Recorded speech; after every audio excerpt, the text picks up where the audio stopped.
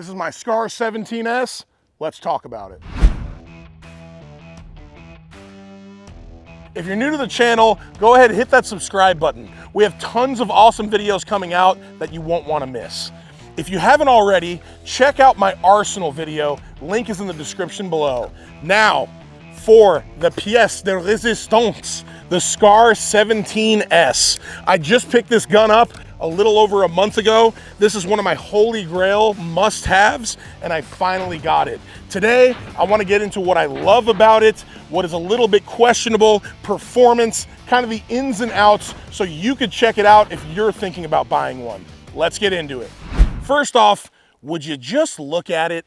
I mean, this is one of the most iconic guns, and there's no lying that it just looks plain badass. Now, some of the specs. This big boy is about 8 pounds, chambered in .308 with a 16-inch barrel and about 36 to 38 inches in length. At the time of shooting this video, the price of this gun is between $3,500 and $4,000. Now, I'd love to just talk about some of the ergonomic features. Just picking up this gun, it feels hefty. I mean, this is a big, strong gun. And honestly, with a .308, you want that, right? Because this is a huge caliber that's packing. Now, just holding this, it feels great. It does not feel big and clunky. It honestly feels nice and tight. And looking at this, there's a lot of awesome articulation features. So right here, we can move the stock in and out, depending on if you want it closer or further from your body, and then obviously, depending on your eye relief. What else I like is the cheek moves up or down. I like it in the up position. And always with a longer gun, being able to fold the stock is so clutch. Some of the other awesome features is this gun is completely ambidextrous. So your charging handle, unlike an AR, which is at the back, is right here at the side. So you have easy access to pull that charging handle right back from the foregrip. It's also on the opposite side if you're a lefty. Same with the mag release. There's one on the right and the left side. Also, when you pull back the bolt, you can lock it right there with your thumb. Unlike with an AR, you're trying to pull the bolt back and you gotta reach around with your other hand to lock that bolt.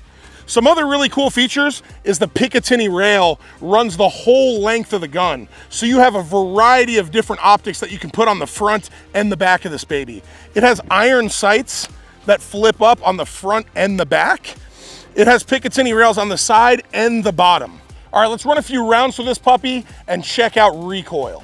One thing I always like to do to test recoil is shoot a rifle one-handed and see how the barrel jumps. So let's check that out.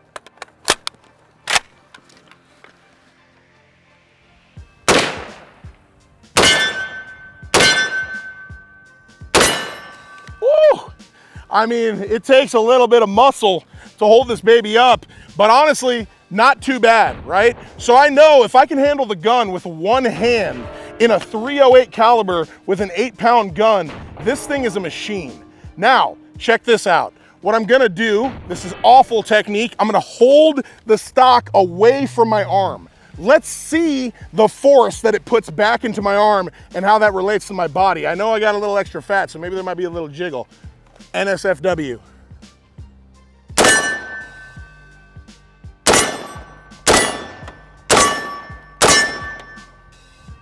Feels so weird to hold it like that, but if you notice, it's jumping quite a bit, right? Now, let's really grip it. Pull this thing into my shoulder, pull my elbow down, and put my cheek right on top of the stock.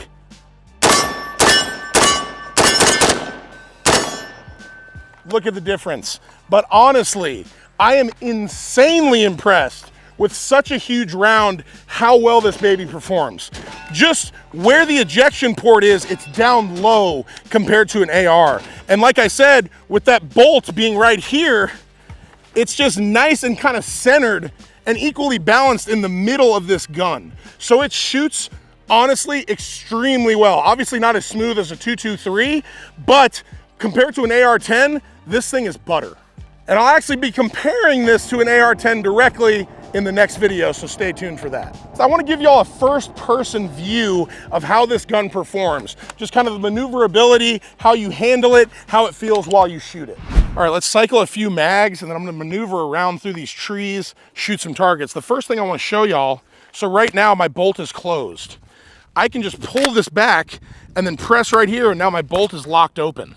So then when I put my mag in, I just press that button.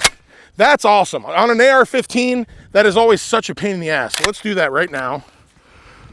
We're gonna load some mags. Another cool thing is, on the bottom of the mags, there's this cutout right here. So I know to face that cutout to my left, so that when I grab it in this position, my bullets are facing forward. So all my mags, I stage like that. Then we pop this baby in, ready to go.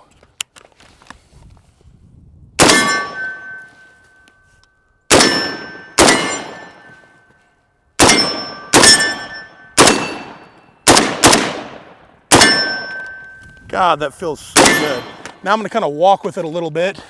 Very easily maneuverable. I can just shift between targets here.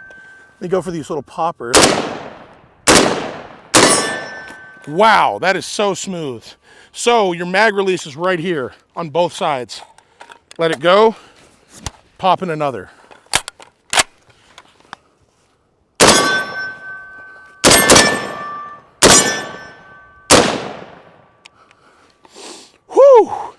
Man, that feels good.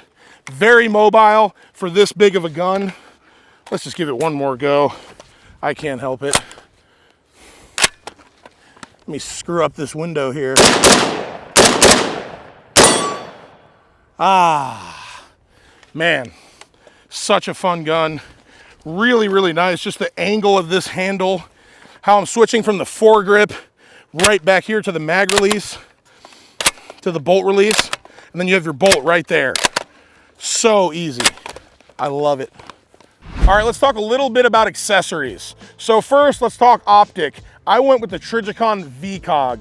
In my opinion, one of the best, most versatile optics on the market. We can do a whole episode just on optics, but I chose this because it's a 1x8.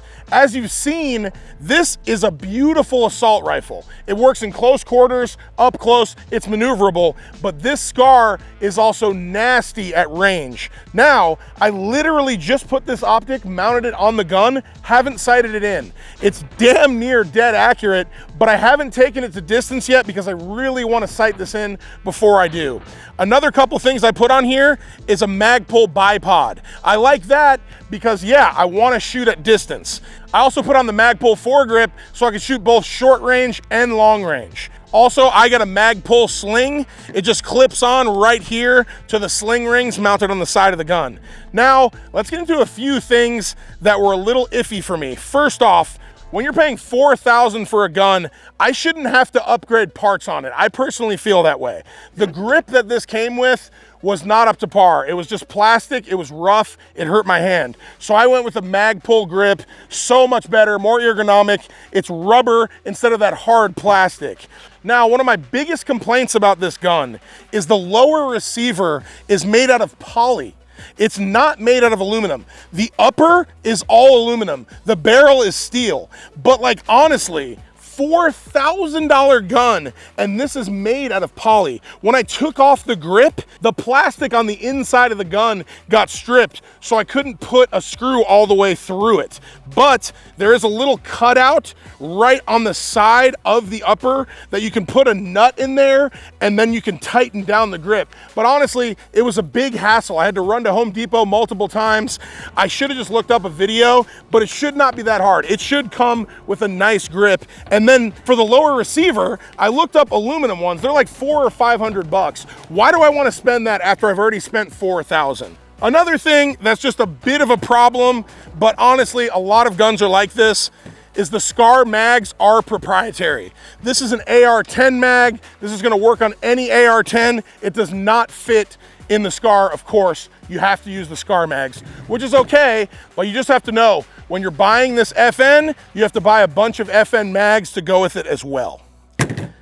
In closing, is the SCAR worth the money? In my opinion, it is.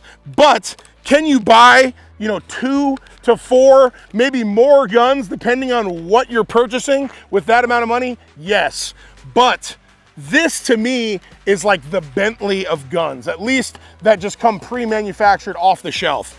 Battle tested, badass looking. You saw it perform super well. I'm really happy with the Scar, and if you're looking at buying one, I suggest you do. All right, y'all, like I said, this is a new channel. I will love you to the moon and back if you could subscribe. Also, I love when you guys interact. In the comments below, let me know, what did you think of the Scar? How'd you think about how we filmed it? Do you like our GoPro view? Are there ways we can do better? What do you think about the Scar? If you own one, or if you're looking to buy one, shoot a comment or a question. I'd love to talk to you about it. Now, to me, the age-old debate is, should I buy an AR-10 or a Scar? I'm gonna make that easy for you. In the next video, I'm gonna compare the two head to head. Make sure to check that out. I love you all. See you in the next one.